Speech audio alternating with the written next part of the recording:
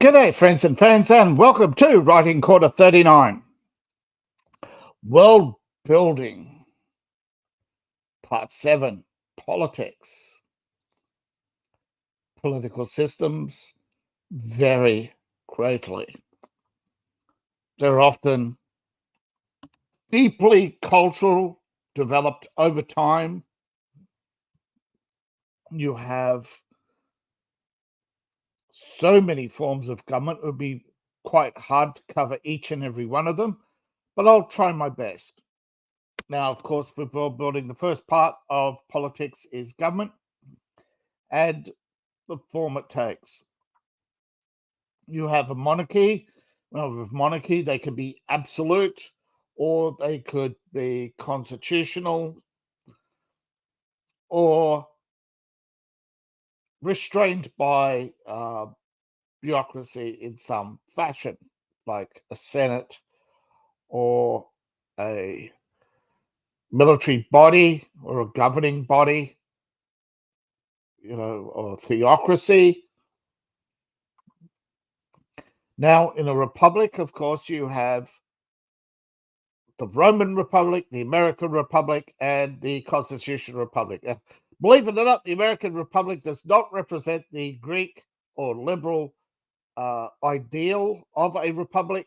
It is a quasi-Roman republic based on the Italian system of a republic, where it is actually it is missing many elements of direct democracy, as well as institutionally does not have many systems that would be meeting with its ideals of protecting our constitution. It's all left onto the High Court, but it's such a process that the court has the power and the people don't. And so you also have empires. Empires, though, traditionally ruled by an emperor. You have seen with the Roman Republic, that is not always the case. Or in the case of the British Empire, a monarch with multiple titles. Theocracies, the Islamic Republic of Iran, the Democratic Republic of North Korea, they are theocracies, believe it or not. They're not republics. Their leaders answer to ideology. That's a theocracy. They're constrained theocracies. Whatever form they take, their leadership is constrained by ideology. Now,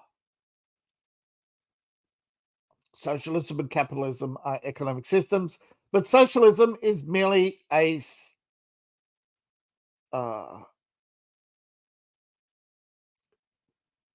state capitalism. So everything's capitalist, folks. You just don't know it. So, what are the responsibilities of government? That basically says their sphere of influence. Like, you have a governing body. So, what are their ministries, or in the case of ministries, you also have ministries and departments. You have basically, supposedly in the Republic, you have the military, the economy, the treasury, and basically, there might be a few others, but it's not very big. The government powers, how broad is it? Like, you have the Ministry of Everything, like the British bureaucracy, or you have the so-called limited government of America, which is actually more limited than you think, but not as limited as it should be according to the Constitution. But it's dynamic. Is it static? Is the government sphere of influence spread through magic, religion, media, social media? In the case of Rome, a education system which on the surface, it doesn't appear to exist, but it does. Um,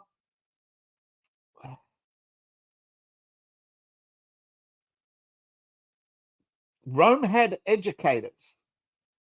They educated the elites, and the elites educated the masses through religion, through they had indoctrination programs where young children would attend some sort of academy, um, usually military or quasi-military Rome, service to become a citizenship. Yeah.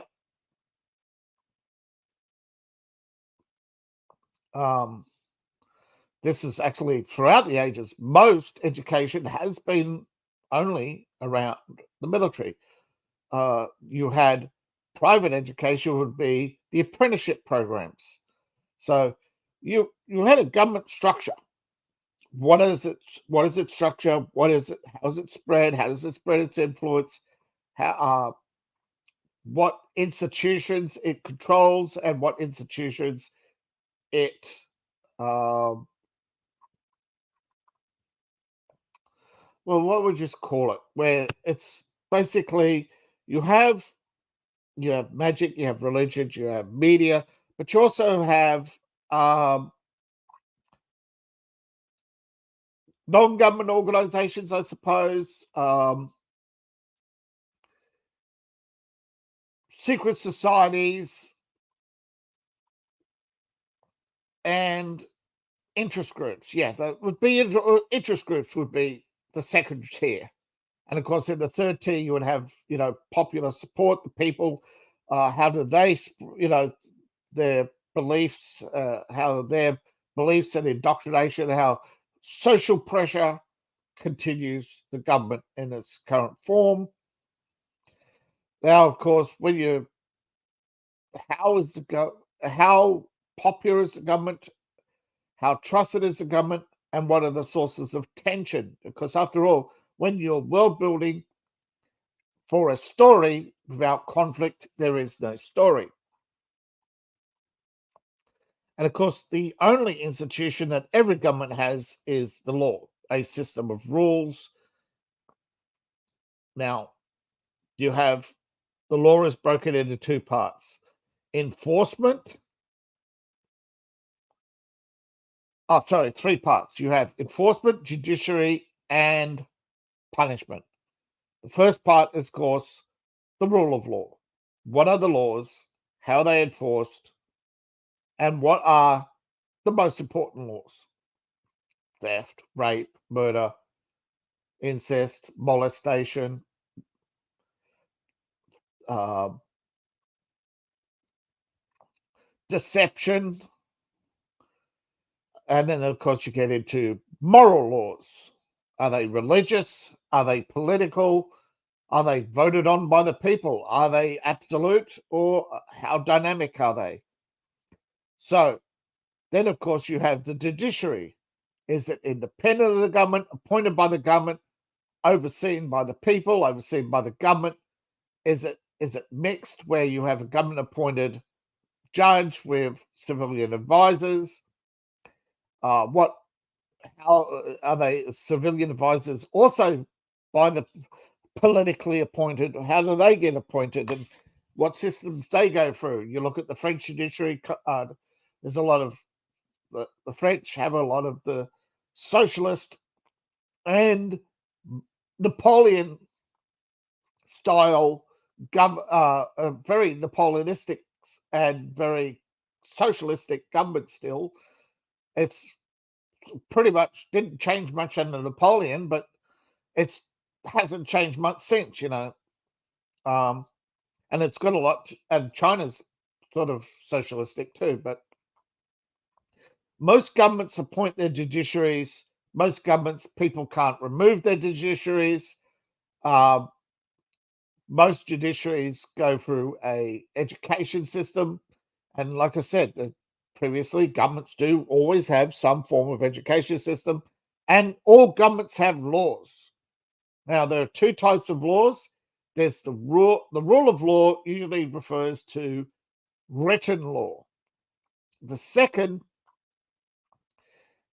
is the spirit of the law, or the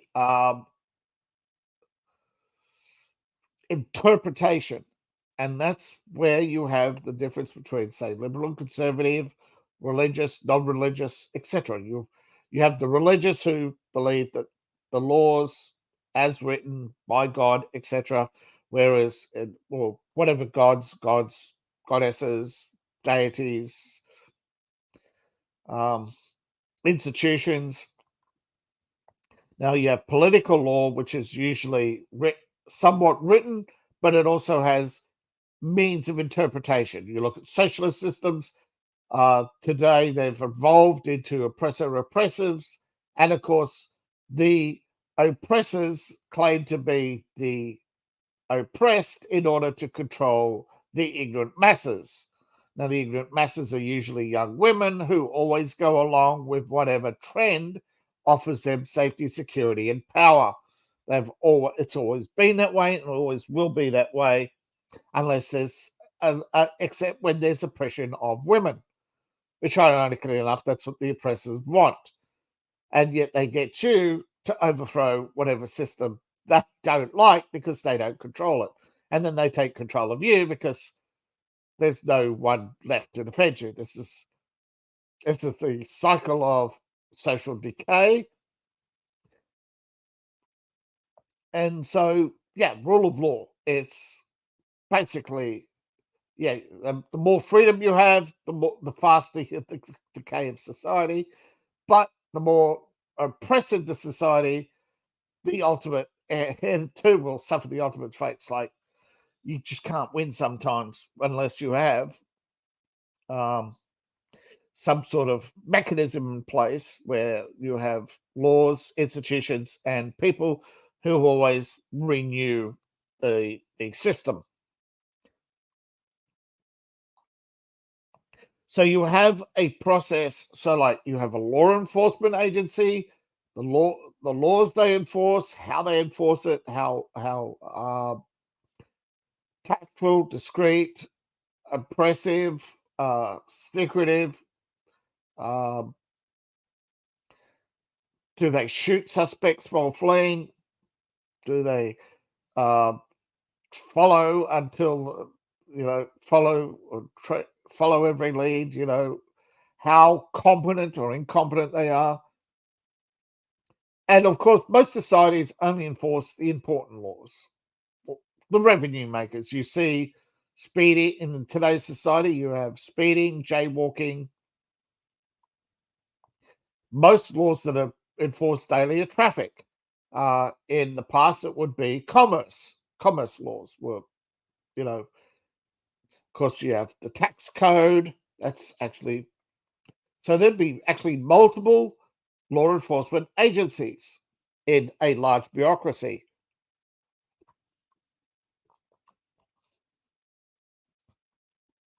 The bailiffs, who once supported sheriffs, became agents of the court and later agents of the tax system.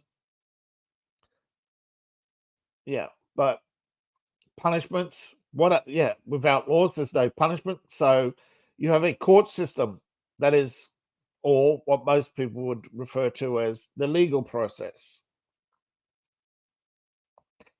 How are cases prosecuted? How they're presented to the court? How, of course, are people how does magic or psionics or any magic system fit into the legal system? Is there people above the law?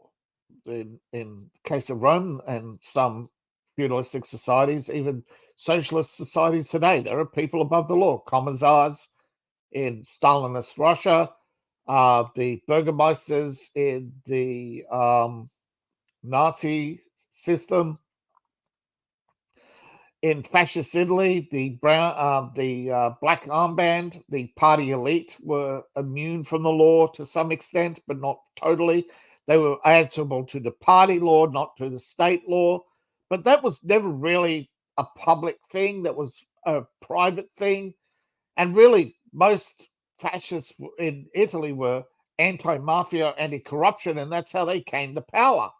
It just fell apart because Mussolini was corrupt and ideologically shouldn't have aligned himself with Hitler, but he did. Now, of course, these are all things that you can use in your own world building, where people desperate for power will cling to whatever other desperado comes along.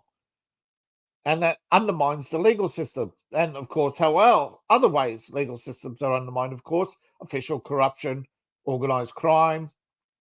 What sort of organized crime in this world? There's going to be law. If there's laws, there's law breakers. If you look at late feudal Japan, Okinawa, Edo period onwards, you had the rise of the Yakuza.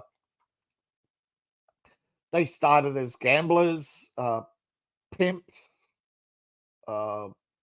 opium dealers, and they pretty much went from disorganized individuals to organized bandits to organized institutions, and became motorcycle clubs, corporations. They actually have advertising. They have recruitment programs. It's actually in some cases, it's not illegal to be Yakuza. It's just don't expect social acceptance. But the Yakuza have headquarters and merchandising and all sorts of weird and wonderful things. They're not in the mafia. You have codes of silence. They have laws. So how are those enforced? Who try? So you have organized crime has laws. That's government is organized crime. So you've got the government and the legal system, organized crime and its legal system, law enforcement and its legal systems, magic and its legal systems. And you have society and its legal systems, and its moral codes. So the judicial gets very complex because judges often see themselves as aloof, or what constraints are on them, what processes they face, like judicial reviews, judicial appeals. Can judges be sued? Can they be dismissed? And how are they dismissed? How are they appointed in the first place? And of course, then you have punishment. How are lawbreakers punished? Well, are they thrown in the stockade? Are they put in the stocks? Are they shot, hung, thrown overboard? There are cases where, like a pirate code, where offenders would be lashed, keel-hauled, and if they survived that, eventually the final defense would be they would have to walk the plank. If basically you're allowed to be a rebel as long as you're pretty much compliant with the crew and its captain. A thief in a society of thieves is a dead man, basically. And of course, you have the military. Do they have their own? Usually militaries have their own judicial systems and their own laws. And of course, war has a system. How is it declared? How's it fought? What formal processes does the country go through in order to engage in war? The military and its command structure, its branches. How big is the standing army? What is its composition? And in societies with non-humans, do non-humans have rights? do they participate? Or is, in some cases, you'd actually have humans with non-human armies. That is, and of course, or human officers with non-human conscripts. Now that you get this far in, you're almost there. Next stage, the last stage, well, actually, there's 2 more to go. The next stage will be factions, and then we'll finalize. So thank you all for listening. Please like, share, subscribe, and all that fun stuff. I appreciate each and every one of you. Please support the channel. Links are in the description below. Thank you to everybody who has supported the channel. Thank you again for watching, and I'll see you all in the next video.